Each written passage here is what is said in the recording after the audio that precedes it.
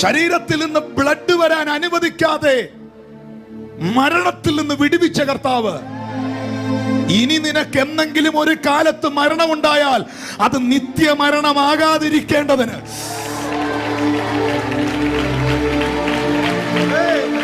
ഇന്ന് നീ മനുഷ്യന്റെ എറി കൊണ്ട് ചത്തില്ല. അതിൽ നിന്ന് ഞാൻ നിന്നെ രക്ഷിച്ചത് എന്തെങ്കിലും ഒരു കാലത്ത് ഒരു നോർമൽ ഡെത്ത് ഉണ്ടാകുമ്പോൾ നീ നിത്യതയിലെത്താൻ. പാപമെന്ന് പറയുന്നത് മരണകാരണമാകുന്ന ഒരു ബോംബാണ്. ആ ബോംബ് 2 മരണങ്ങളാണ് വിതയ്ക്കുന്നത്.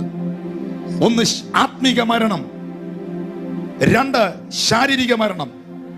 ഒന്നും കൂടെ ആഴമായി പറഞ്ഞാൽ 3ാമതൊരു മരണവും കൂടെ ആ ബോംബിന് ചെയ്യാൻ കഴിയും. അത് നിത്യമരണം അഥവാ തീപ്പൊയ്ക, നിത്യനരകം. I am sending you